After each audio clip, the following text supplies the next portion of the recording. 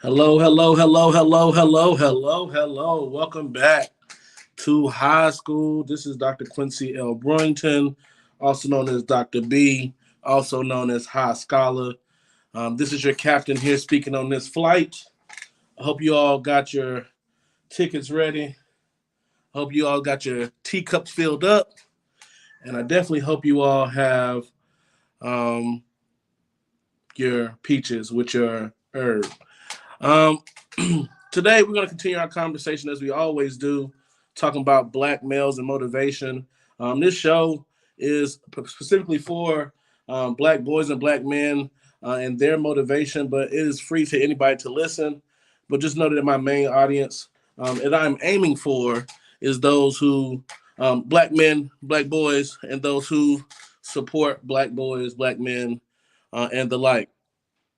So, today's topic, as the title indicates, is talking about what motivates black males as a group. Last week, we did a good job talking about self determination theory and how that moves individuals according to their environment and other factors. But today, I wanted to really delve directly into um, black men as a group and what it means to be motivated as a group.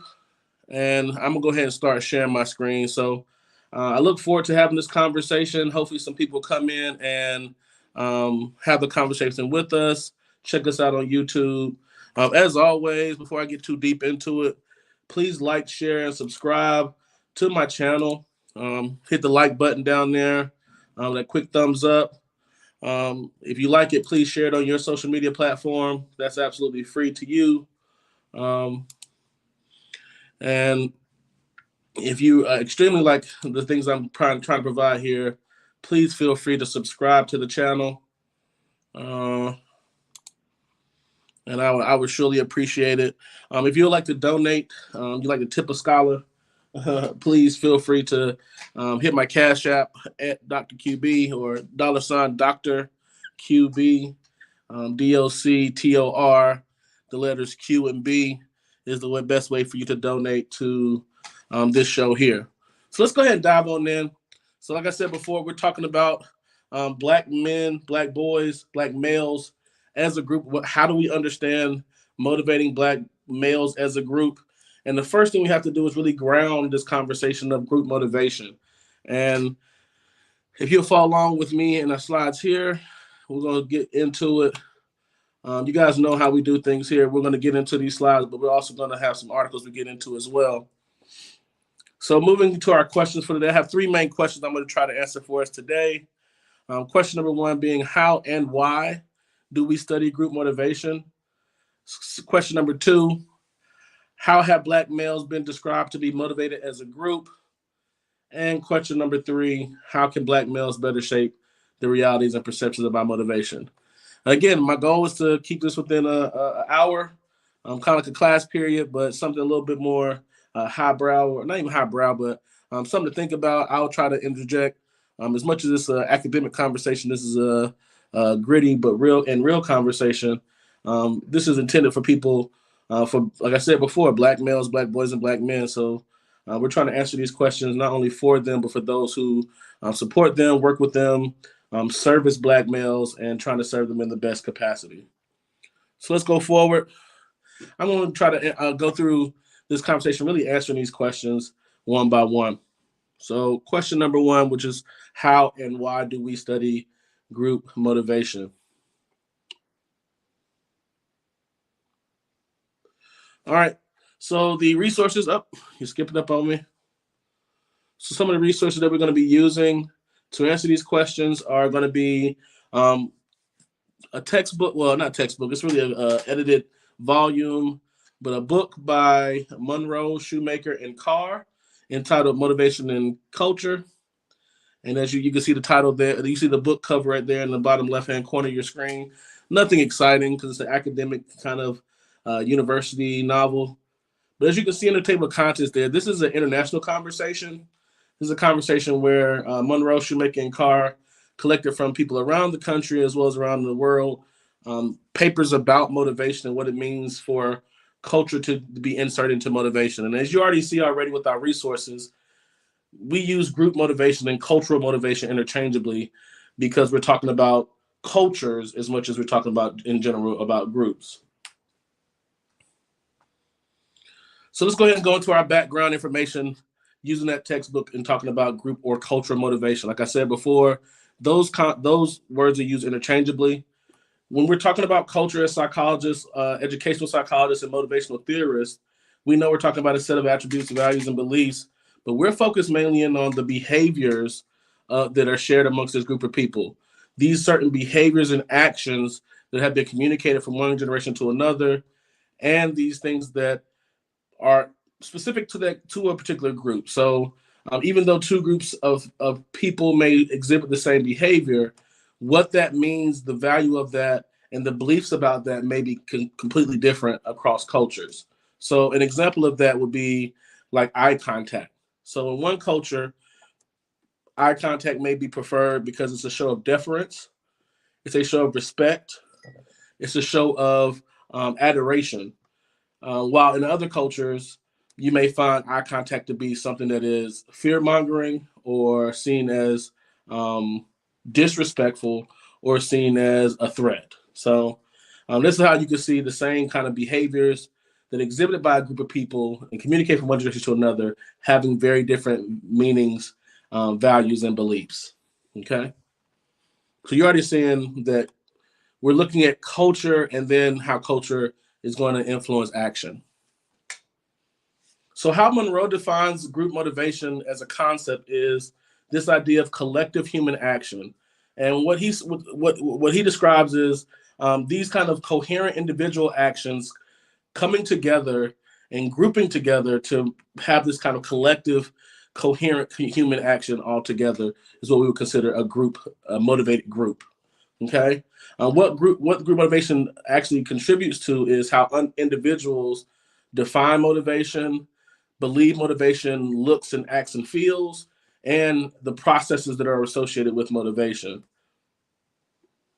Okay, so we're talking about processes associated with motivation. We're talking about what initiates motivation, gets people going, what may hinder it, so what may undercut or turn off motivation, as well as what may regulate motivation over long periods of time. So what may be the check-ins or the actions and behaviors used to maintain motivation over longer periods of time. But let's go continue. We're still answering question number one. Why do we study group motivation and defining it?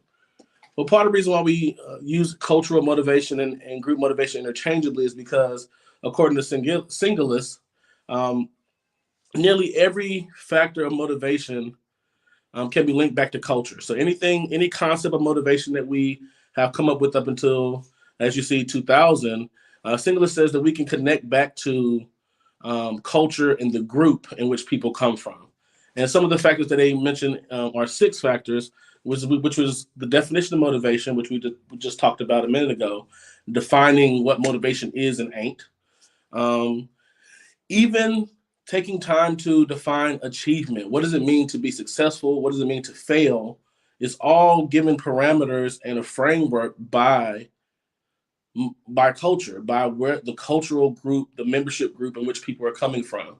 People use those definitions. So in one culture, let's talk about Black male culture. So achievement for us may not necessarily look the same in America because of our position historically and economically as it looks for others. So I know amongst Black males, sometimes I don't care what you're doing as long as you're doing something, because our indicators of success are oftentimes seen outside of as long as you're not in jail, as long as you're not in prison, as long as you haven't caused anybody bodily or physical harm, you're doing all right because you're living as a Black male. And that's a very low bar.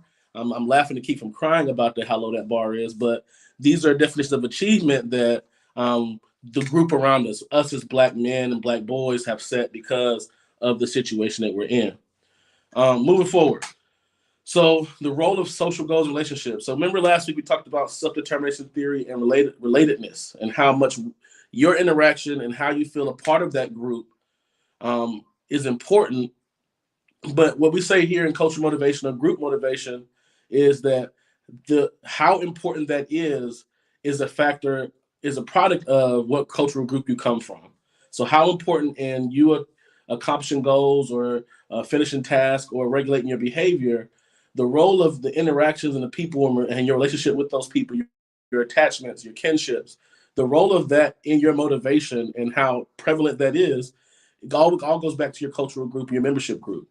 Okay, so for some individuals, being a part of the group, the interaction amongst their peers, is pivotal in their success and their achievement.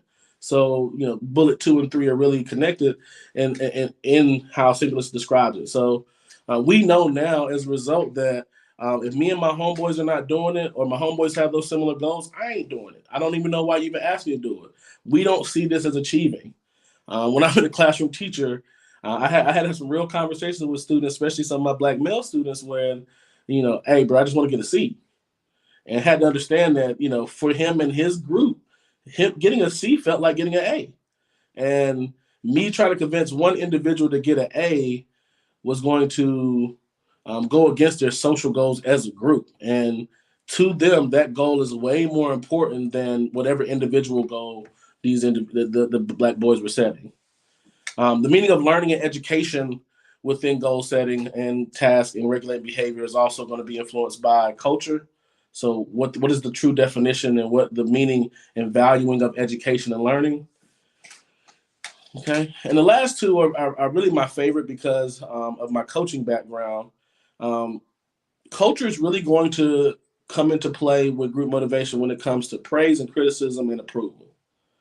So how individuals seek praise, criticism, and approval, who they seek praise, criticism, and approval from, as well as the impact of the praise, criticism, and approval in response to the praise, criticism, and approval, is all going to be influenced and framed by the cultural membership group. The group motivation is going to be factored into how individuals seek and respond to praise, criticism, and approval.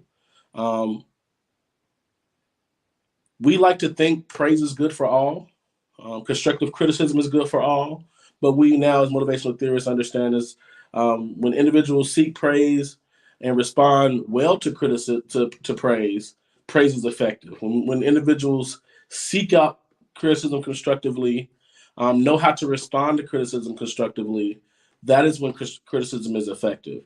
All of this is going to be framed by what group they come from and how they see praise and criticism as a tool or tools to motivate individuals in that group. Same thing with peer and adult approval. One thing I want to add to adult approval or peer and adult approval is the idea of what is a peer and the adult or elder in relation to you when it comes to age. So Trumbull and Fish, as well as Singleness, are talking in classrooms and K through 12 education when making these assertions, even though they can be applied outside of it. But even when you're talking about adults over 18, the role of the peer for 18 to 25 or 18 to 30 versus their adults or elders, which may be 40 or over 30, 35, 40. The same kind of dynamic is true. The culture of the group is going to influence whether they are listening more so to the peers for approval or those who are older or they see as mentors for approval. Okay, so whenever we're trying to figure out what's getting this group going, these are 6 factors that we can look at. The group motivation is actually telling individuals what this stuff means, how important this is in trying to get them going and trying to keep them motivated. Let's keep moving.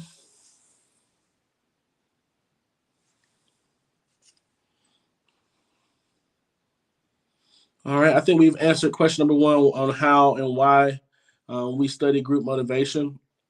We mainly study it because whenever we are trying to study individuals in motivation, like we did last week with self-determination theory, groups keep coming up. Groups are going to tell us a lot of information about the individual. They're going to tell us how they see praise and approval, how they define motivation. We study group and group motivation because of the strength of groups to build and to destroy. So this is why we know that groups are going to inspire individuals, and individuals will contribute to groups. But moving forward, how have Black males been described to be motivated as a group? How have we, in research as well as in society, tried to describe Black males' motivation? What do they do? What are they most inclined to be driven by? What do they put their energy and effort towards? Is what we're trying to answer in this question. And I'm going to use really two articles to answer this question. Excuse me.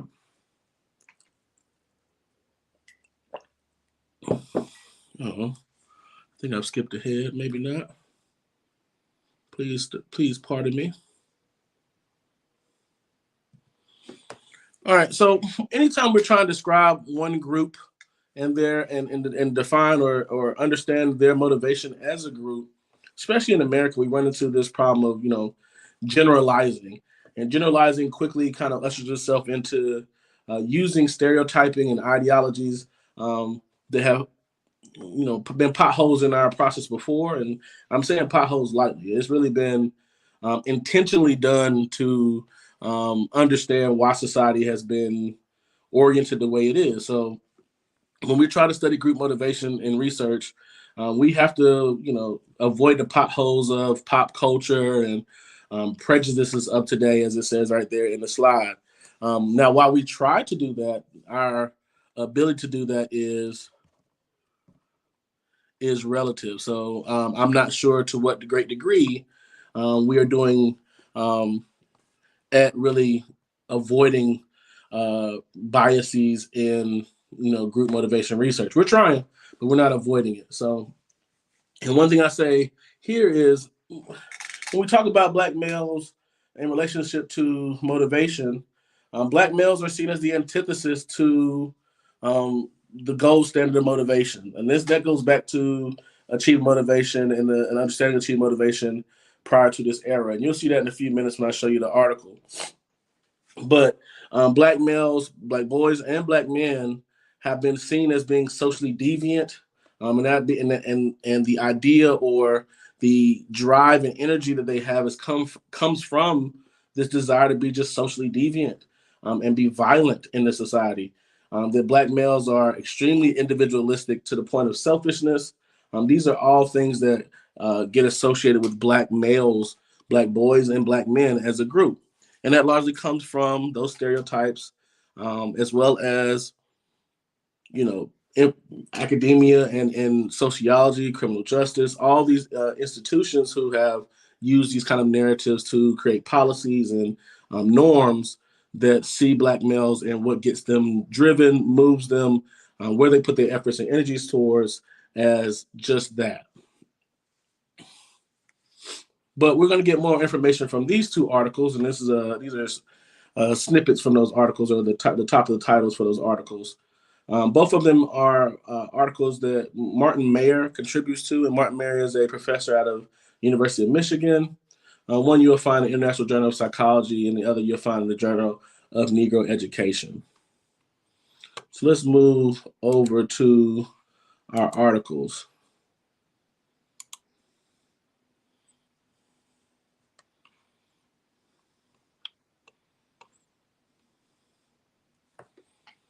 So here's our first article talking about African American students and the role of achievement goal theory in understanding Black American students, African American students in the classroom. Throughout this, answering question number 2, how do we understand Black males or how they're described to be motivated as a group? We're going to use the articles to mainly focus on Black boys because we just talked about Black men. But here we go. So I'm going to start reading under the achievement motivation of African American students. So when achievement is measured along traditional indicators such as grades, graduation rates, success on standardized tests, and dropout numbers, African American students do not seem to fare well when compared to their white counterparts. The gap in performance has been apparent for decades, and many have attempted to explain its causes. Early theories of motivation, dominant in the 1950s and 1960s, emphasized stable personality traits such as needs and cognitive dispositions as the basis for achieving motivation and performance. As you already hear they're already trying to drill in on the individual traits that students have to explain away why they're not doing well in school. So you already know, based on the history of Black males, they're using the nature of Black males, in other words, them being Black and male, Black boys themselves in classrooms, as the explanation for why they're not doing well and performing well on tests and throughout school. Continuing reading. These theories tend to explain the gap in performance in terms of a deficit model, which suggested that African American students as a group have low achievement motivation. Basically what I just said. So McClellan in the 1960s said, hey, this whole group just don't want to do it. They don't want to achieve. They don't want to be successful. The end. Continuing on with reading. Researchers working within these theoretical frameworks sought to specify the deficient nature of African American students' motivation. Some portray African American culture and families as emphasizing needs other than achievement. So basically, what he tried to say is, you come from a family that you need to do something other than achieve. Your family is telling you you need to do something other than be successful in school, and that's why you're not doing well on your classroom tests. I'm so glad we have left this way of thinking about students for the most part. So, as I talked about in our last show, achievement motivation is still largely a part of our conversation of how to motivate people. People don't know this where it comes from, but this is what achievement motivation thought of African American students. You ain't got it because you don't get it. Your family ain't had it, and they're never gonna get it. Is kind of what they were saying at this time.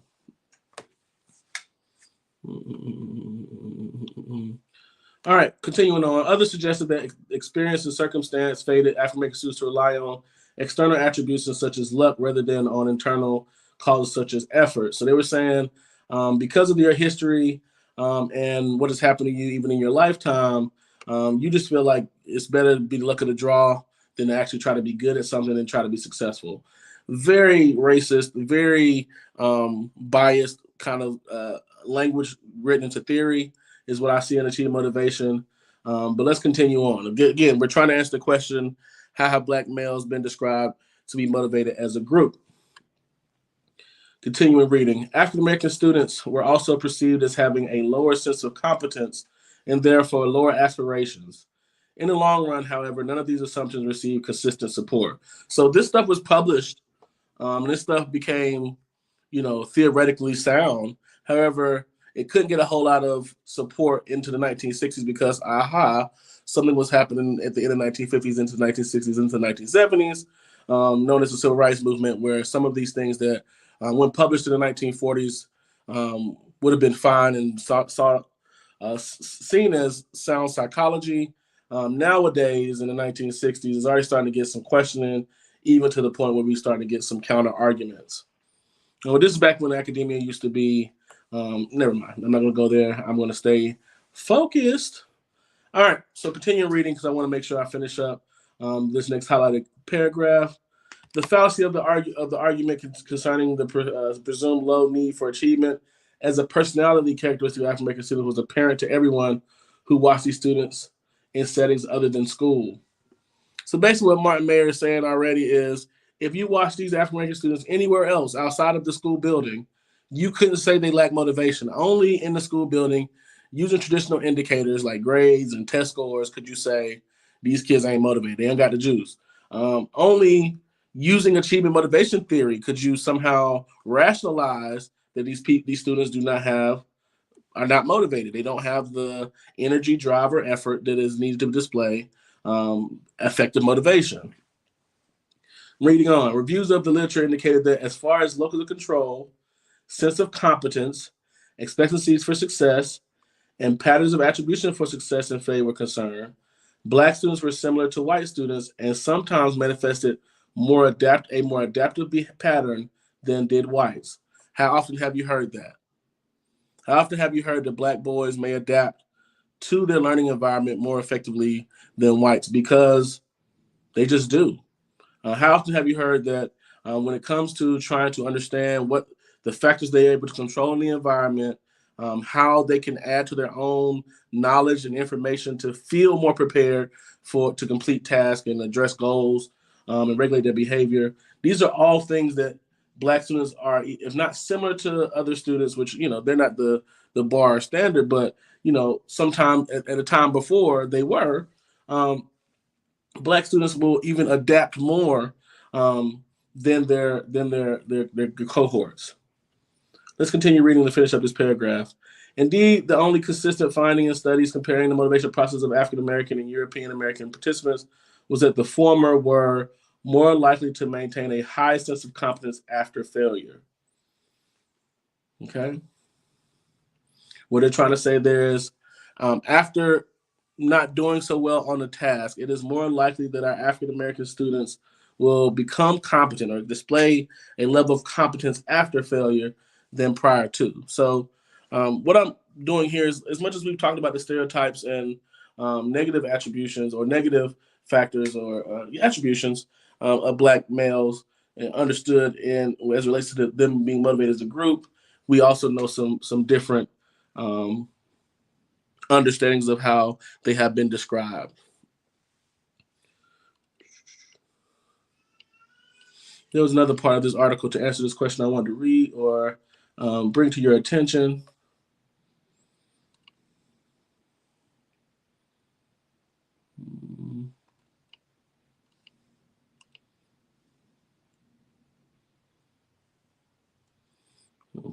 Please pardon me. My computer's running a tad bit slow.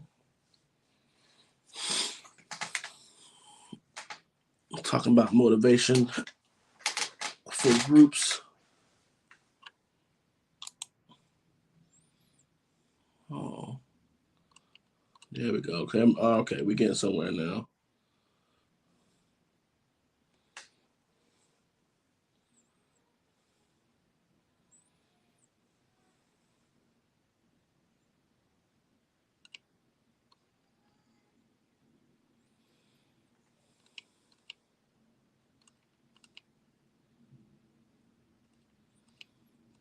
Pardon me.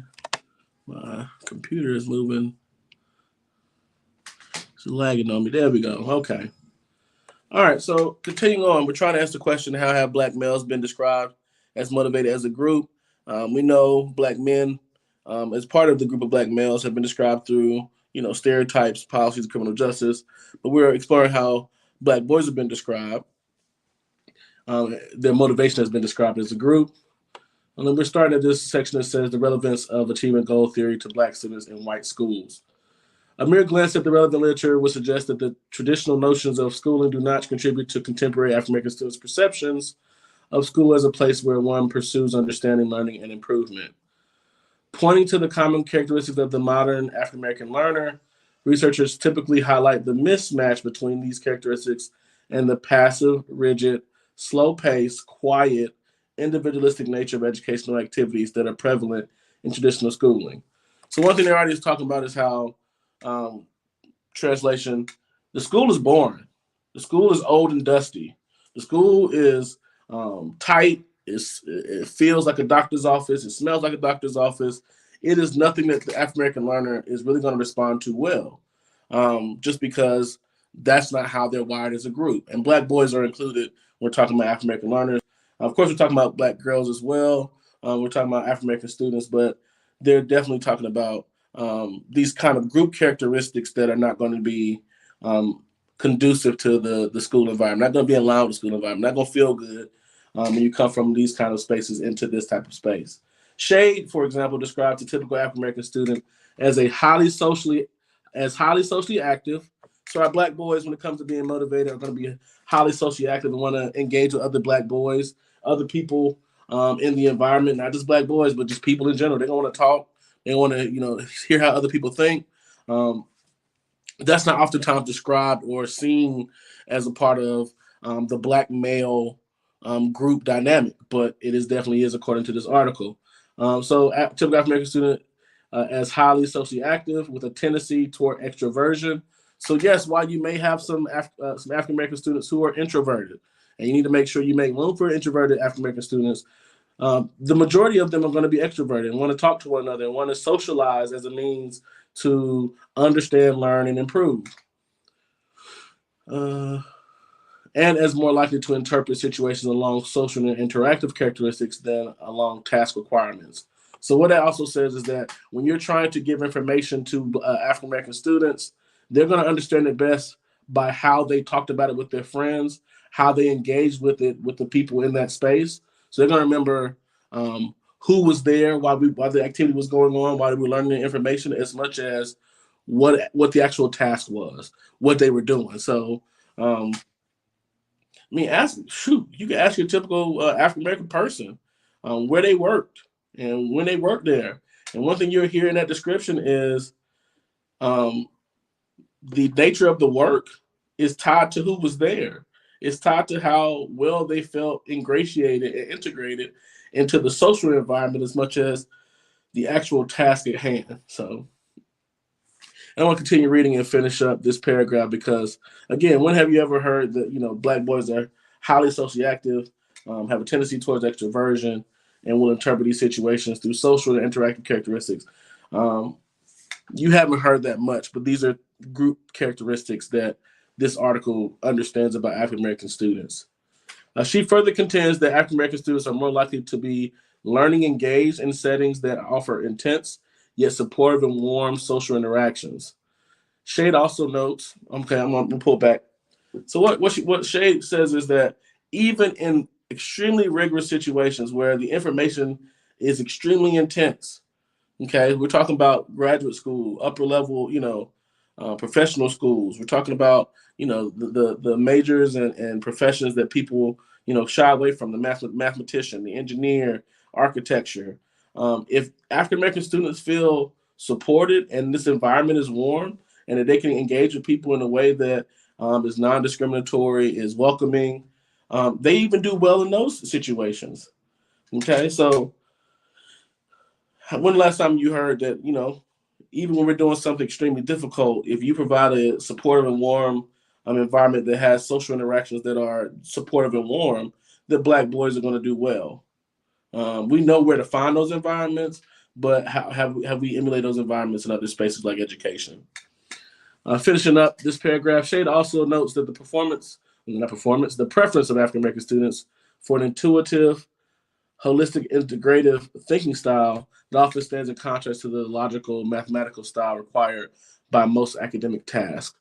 Okay, so here's some more characteristics that they describe the African American student group that includes Black boys as intuitive.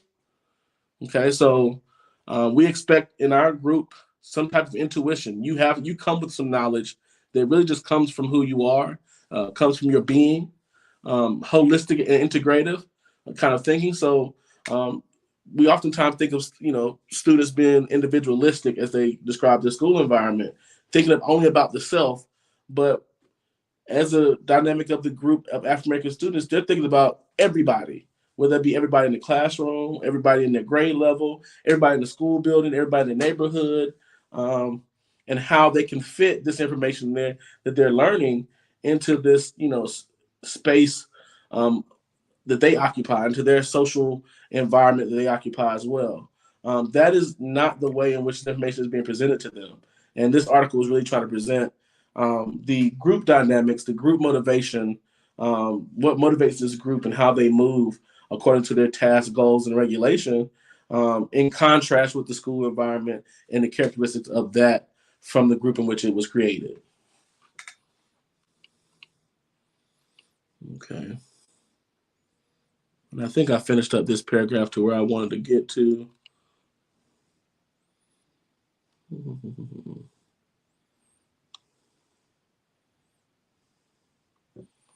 See, we're doing good with time. Still asking the question, how have Black males been described to be motivated as a group?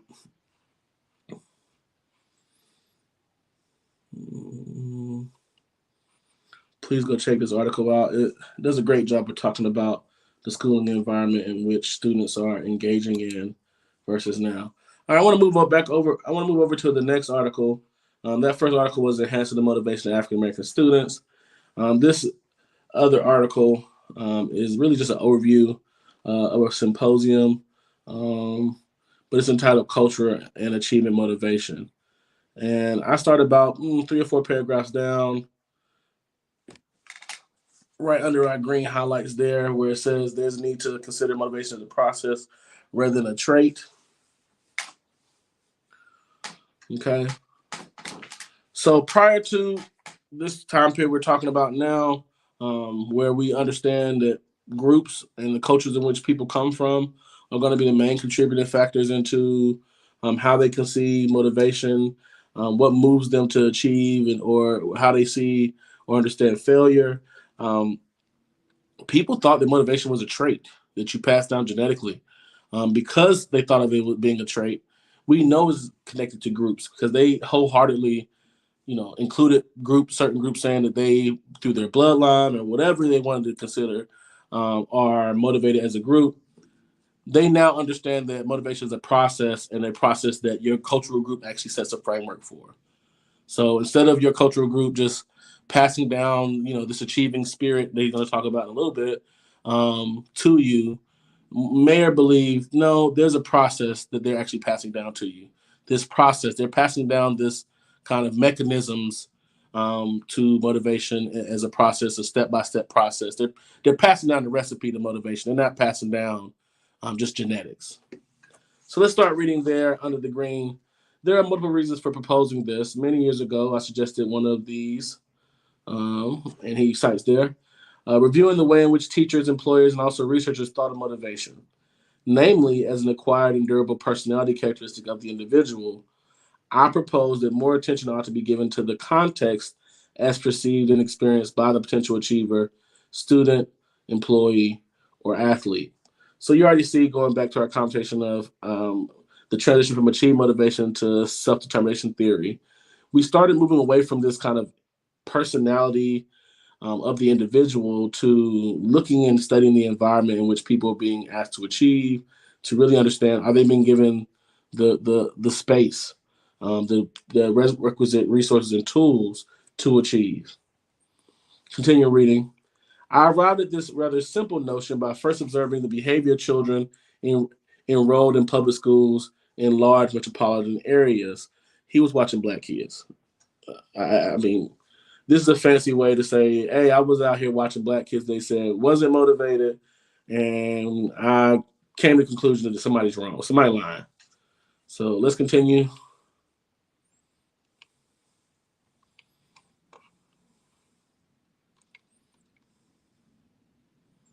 All right. The operative description of the time was that the children were culturally deprived, such that they were simply did not, would not, or perhaps could not exhibit any energy, focus, or effort, at least in the classroom.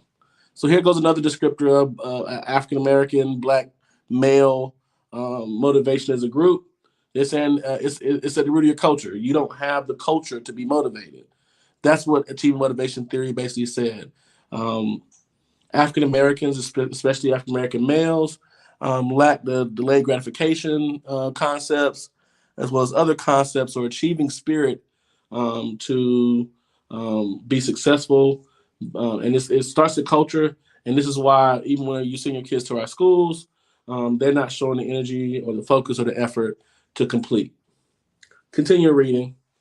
Of course, all that would have to do is, let me step back. Excuse me, I can read. I promise. It only happens when you read out loud. Of course, all that one would have to do is to visit these children in their own neighborhoods. I remember I said you're talking about black kids. Here we go. On the basketball courts, ding, ding, ding, ding, ding. Engaging in business, not necessarily legal transactions on the streets. I mean, come on now. Come on now. Do we have to, never mind.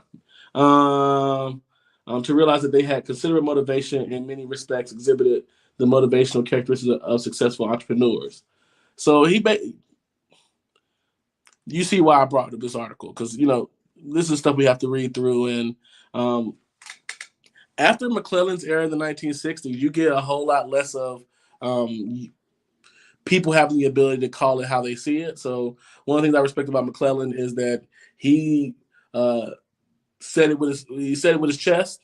He said, these Negroes are not, I mean, he didn't say Negroes, but African Americans are not motivated. It comes from a cultural place that they lack a culture of motivation, and that's why they ain't doing so well. These others are going to use a similar argument, but saying you're not paying attention to them in their natural habitat, if you will, or you're not seeing them in spaces that they're most comfortable, and that their group now sets the parameters and the frameworks for what it means to be motivated. In schools, white America is setting the parameters for what it means to be successful, to succeed and fail, to be motivated or not motivated. The last article talked about how those spaces are not spaces that are conducive or connect with the student from the motivational concepts or motivational places that they're used to. Let's continue reading. They exhibit the moderate risk taking. Hold on one second. Let me let my screen upload. Okay. So continue reading. They exhibited the moderate risk taking, the energy, the persistence, and the drive that McClellan portrayed as the achieving spirit, so important to the emergence of the achieving society, anticipated by Max Weber, and portrayed more fully and analytically by McClellan. So what McClellan and Weber believed, who were two psychologists who and motivational theorists prior to Mayer, is that to be motivated, you have to take risk. You have to exhibit certain energy. You have to exhibit persistence and drive. You have to really have what he described as an achieving spirit. Um, this is very white male. This is the reason. In this paper right here, McClellan basically is in this book and McClellan's work, he really differentiates between white male motivation, achievement, and the rest of everybody else, and that doesn't exclude white women, but especially black men and women, boys and girls are excluded from this achieving spirit and contributing to the achieving society that Weber was envisioning. I'm going to go ahead and finish this article because it's good, and then we'll move on to our third question. Reflecting on the multiple observations of children in classrooms, on school grounds, and in out of school settings of importance to them, it became clear to me that psychologists may be spending too much time on measuring individual differences on a variety of motivation assessment instruments, be they the TAT or self-reported questionnaires of one variety or another. Rather, more attention should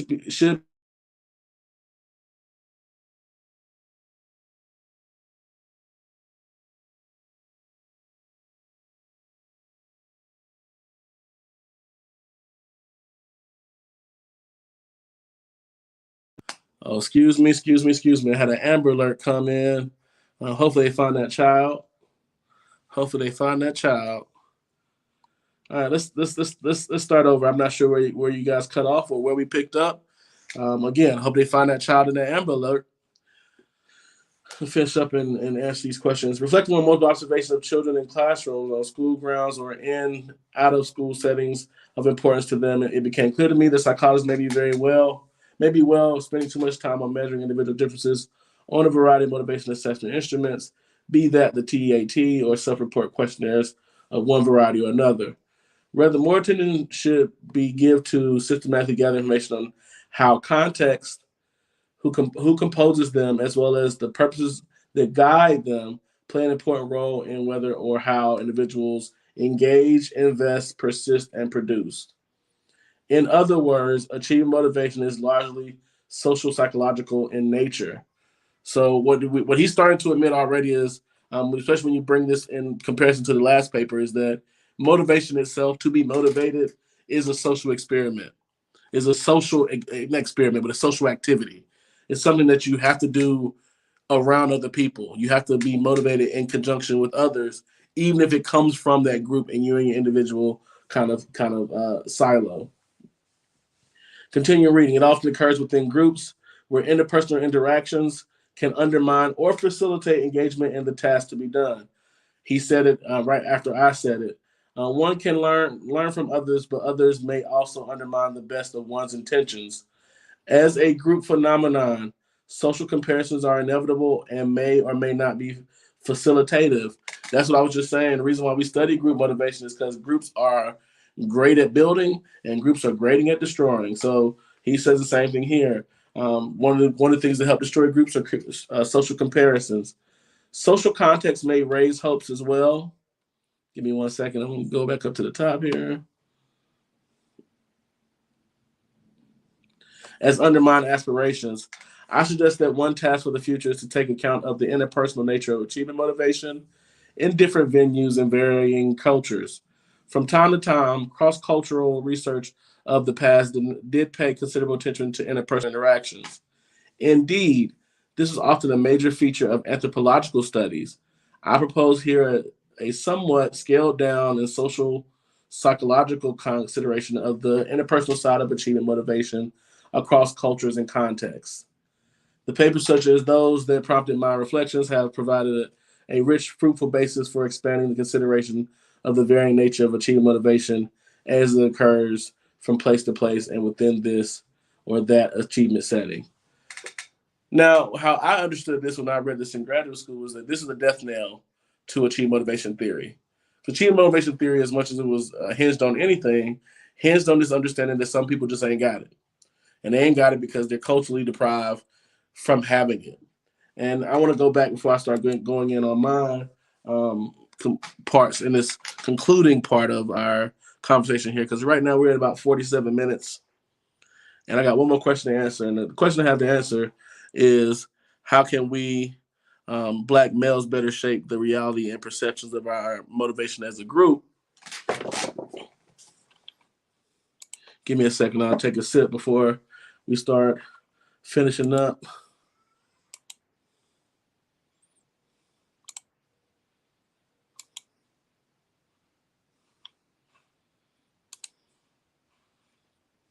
There we go.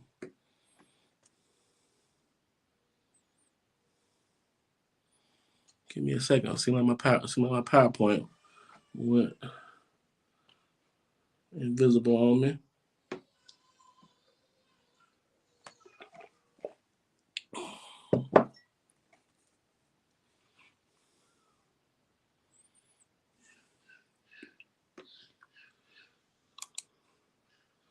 I'm gonna stop sharing to see if it come back faster. If I stop sharing and bring it back. Y'all been hanging in there good. I'm not gonna keep y'all for too much longer. Like I said, I like to keep it under an hour, maybe within 55 minutes. So far, we've answered the questions about why do we study group motivation and how Black males have been described as a group. Last, I'm going to provide what I know, which is how we can, as Black males, better shape our realities and perceptions of our motivation as a group.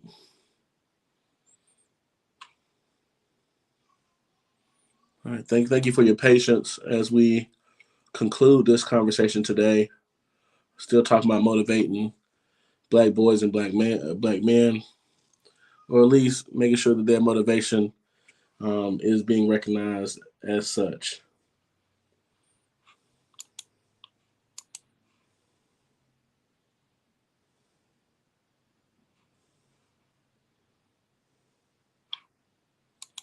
I'd like to say thank y'all for taking this ride with me. This has been quite exciting. Let's see if I can get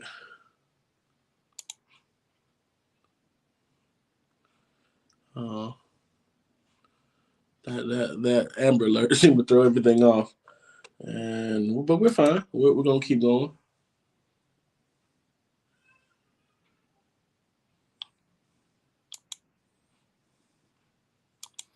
Almost there.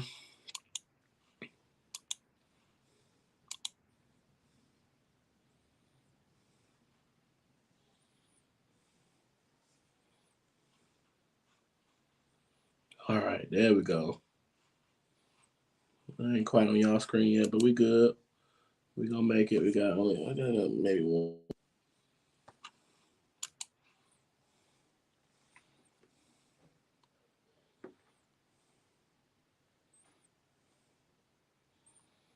All right, like I said, I'm gonna stick to my time. I'm gonna like to respect people's time.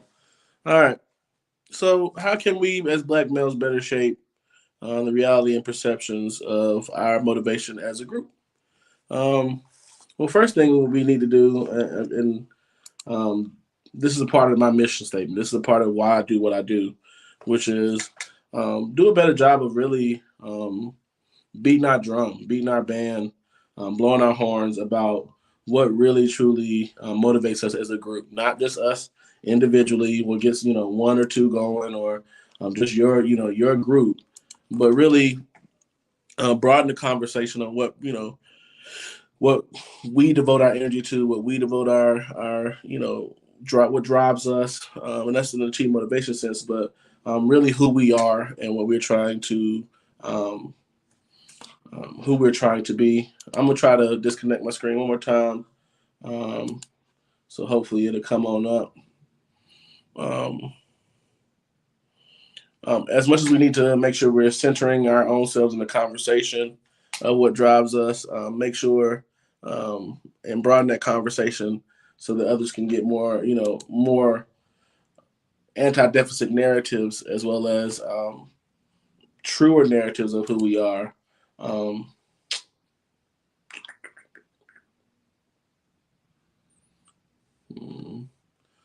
my apologies. I'm trying to.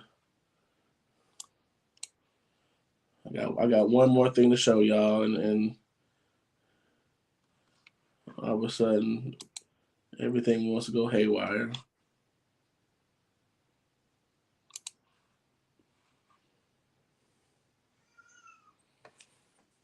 All right.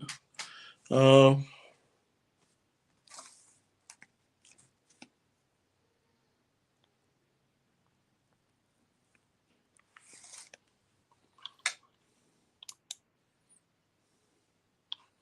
Let's see if I can get it. Here we go. Because I have one. This is the most important. This is what the show is all about. This is what I'm about to share is really what I'm trying to, really what I've been trying to build this entire time with having you understand what group motivation is, how Black males have been described as a group. All right. Let's see if I share that. It's probably been trying to hold on for so long. Yeah. Thank y'all for thank y'all for having your patience for us with us as we.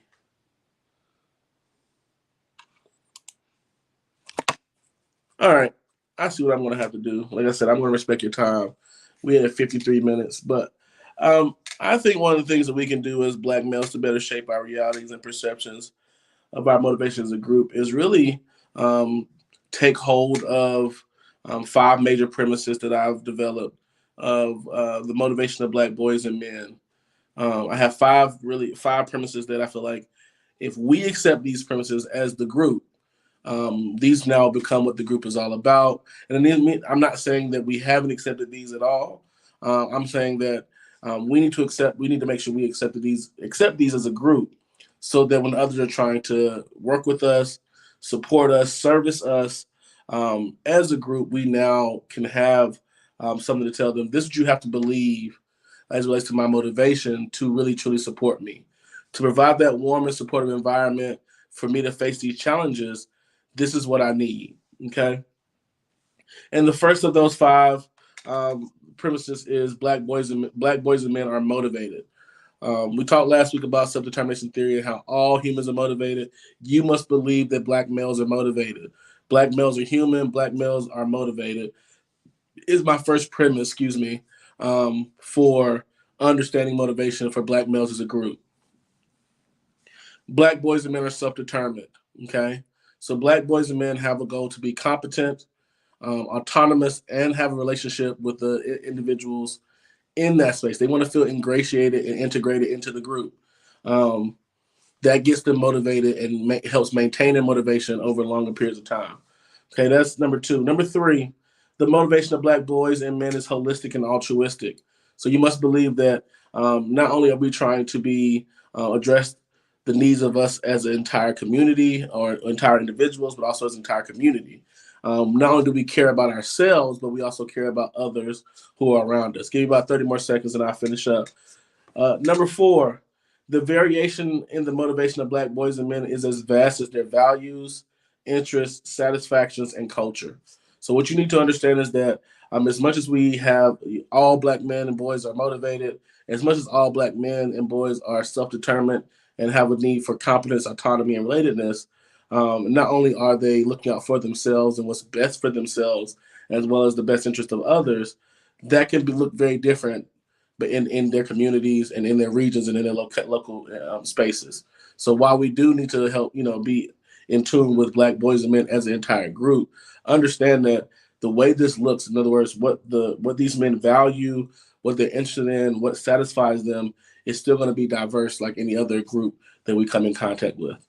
And the fifth and most important of the premises for Black male motivation to understand this as a group is to understand that to motivate Black boys and men, to motivate Black males, force is not necessary.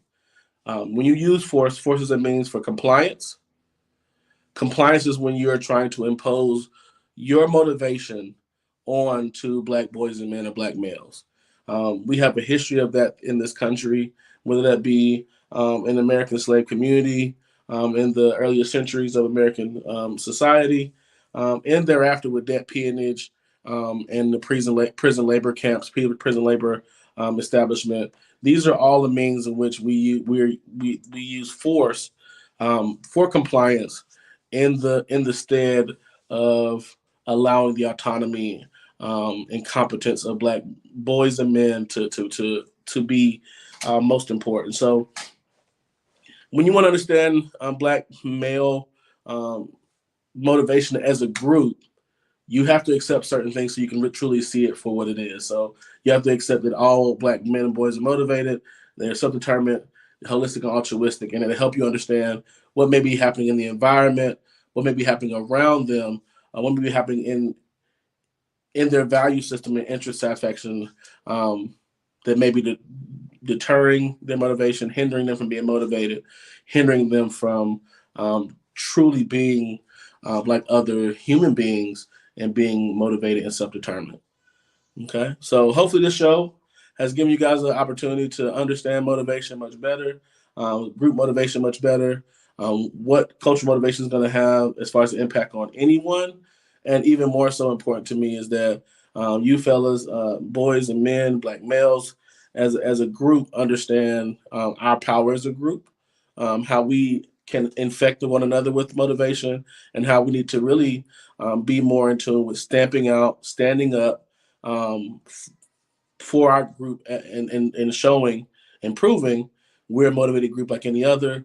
We're the motivated group that built this country and maintains this country, as much as blue collar workers, as white collar workers, as independent individuals and interdependent individuals are all things that we have to factor into Black male motivation as a concept. So hope you guys enjoyed listening to me today in this short, but relatively short lecture. I appreciate you guys listening. I appreciate anybody listening. If you appreciated this today, make sure you like it. That's free to do. Free to share this from my YouTube channel. If you really enjoy and want to keep up with me, please go ahead and hit subscribe to my channel. I appreciate you all subscribing to my channel as I get this thing going, and how it keeps me motivated to do this for you. Also, feel free to donate. Donate through my Cash App. As I keep this going, I probably have some more exclusive content, on Patreon, and open up more to how you could support the channel. But free ways is like, share, and subscribe. But if you'd like to send me a couple dollars, I always appreciate it. Bless you. Send that to $, Dr. QB. Y'all be good out here. I want to talk to you, not about you. Peace.